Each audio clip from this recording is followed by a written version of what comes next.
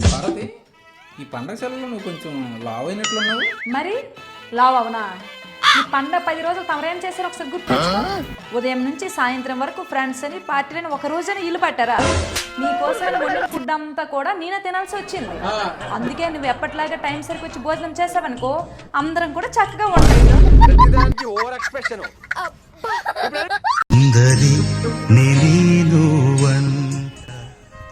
Hello,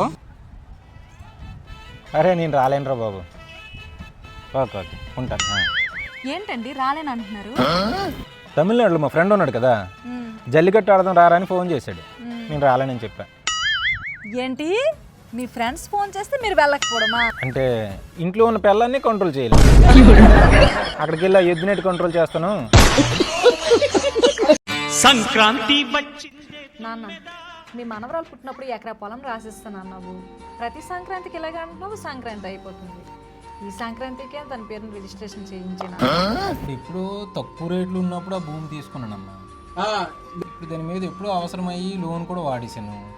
ఆ loan ఏదో మీరు క్లియర్ చేస్తే దాని పేరు మీద ఈ భూమి రాసేస్తాను. లోన్ అమౌంట్ ఎంత ఉంది నాన్న? ఒక 10 లక్షల వరకు పెట్టాను. ఓ 2-3 లక్షల వరకు క్లియర్ అయింది. ఒక 7 లక్షలు ఉంటుంది. అది మీకు క్లియర్ చేస్తే దాని పేరు మీద రాసేస్తాను.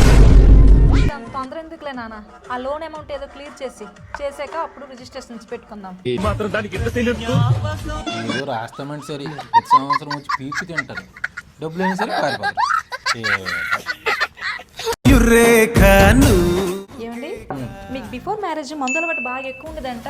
సంక్రాంతికి వచ్చిన మన వాళ్ళందరూ చెప్తున్నారు. అవునా? ఇప్పుడు ఎలా మానేశారండి?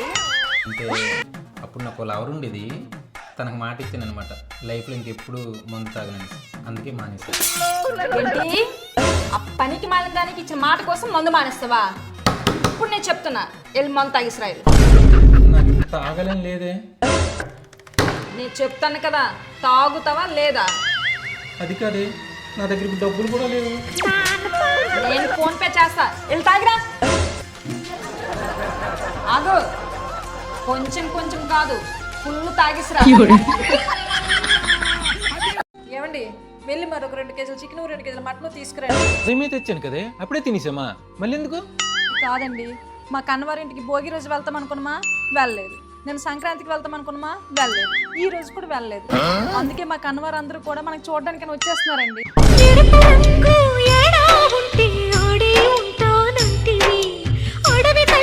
సంక్రాంతి సంక్రాంతికే కొన్నావా లేదా సంవత్సరం మొత్తం సరిపడిన చీరలు కొన్నావా? ఏంటి ఇది నా ఒక్కదానికి అనుకున్నావా ఏంటా? ఇది వంట చేసిన ఆవిడికి, ఇది బట్టలు ఉతికిన ఆవిడికి, ఇది మన ఇల్లు క్లీన్ చేసిన ఆవిడికి.